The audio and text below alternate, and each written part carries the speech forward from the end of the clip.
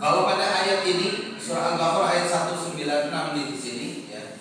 Wa atimmu al-hajja wal umrata lillah. Kenapa lillahnya itu di akhir?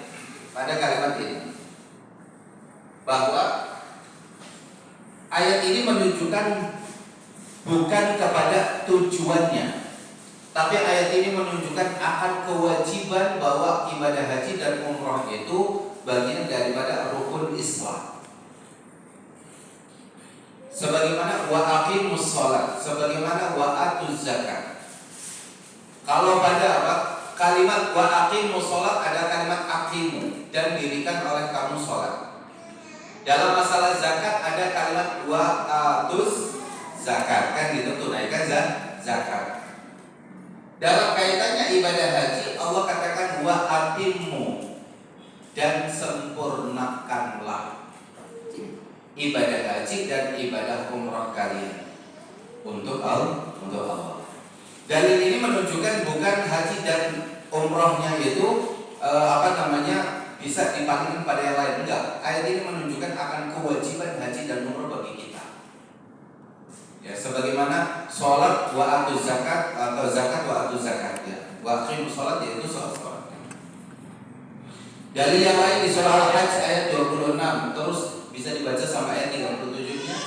Allah katakan wa id bawwa'na li Ibrahim makana al-baiti alla tusyrik bi syai'a wa tahhir baiti ya wa tahhir baiti ay baitiya li ta'ifina wal aqil wal qa'imina wa ruk'i sujud.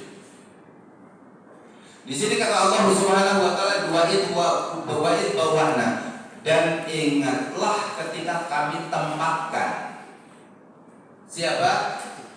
Li Ibrahim, untuk Nabiullah Ibrahim. Dan ingatlah ketika kami tempatkan untuk Nabi Ibrahim itu makanal bait, yaitu tempat di mana Baitullahil Haram itu harus dibangun di situ. Nah, Bapak dan Ibu yang dimuliakan Allah Subhanahu wa taala, pada saat Nabiullah Ibrahim alaihissalam berhijrah dari Babilonia Irak, membawa istrinya yaitu Sarah, lalu kemudian ditempatkanlah di Palestina setelah mendapatkan Hajar sebagai pembantunya pada saat itu, yang pada akhirnya dinikahi oleh Nabiullah Ibrahim dan memiliki putra Ismail. Lalu kemudian Nabi Ibrahim membawa istri yang keduanya yaitu Hajar dan Ismail ke satu tempat yang memang tidak ada penghuninya di situ. Berjalan dari Palestina menuju ke Bakkah atau ke Mekah. Nah, di situ kemudian ditempatkan oleh Allah Subhanahu wa taala Nabi Ibrahim ini di sinilah Makan al-Bait. Tempat di mana Baitullahil Haram itu akan ada di mana ketika Allah menempatkan Nabiullah Ibrahim menempatkan pada akhirnya istrinya yaitu Hajar dan Ismail ditaruh di situ. Pesannya Allah Subhanahu wa taala kepada Nabi Ibrahim, alla tusyrik bi syai'a. Ini nilai akidah. Jangan kamu menyekutukan aku dengan sesuatu apapun di tempat ini.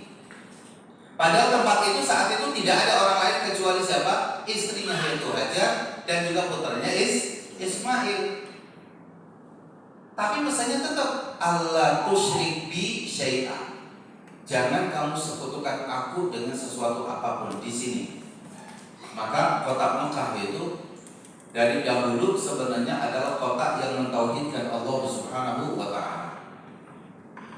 Sejak zaman Nabi Ibrahim menempatkan istrinya yaitu Hajar dan Ismail, sampai kemudian Nabi Ismail dewasa dan diangkat menjadi nabi, maka kota Mekah itu kota yang mentauhidkan Allah. Tidak ada yang mereka itu menyembah berhala dan lain-lainnya.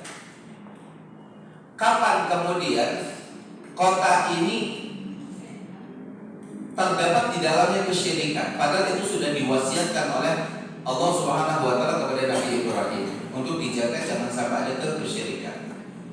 Ada pada saat itu setelah seorang saudagar yang kaya raya dari penduduk Mekah pada saat itu yang dia bisnisnya melalang buana sampai ke dunia internasional. Bisnisnya itu adalah ekspor impor, bernama Amr bin Luhai.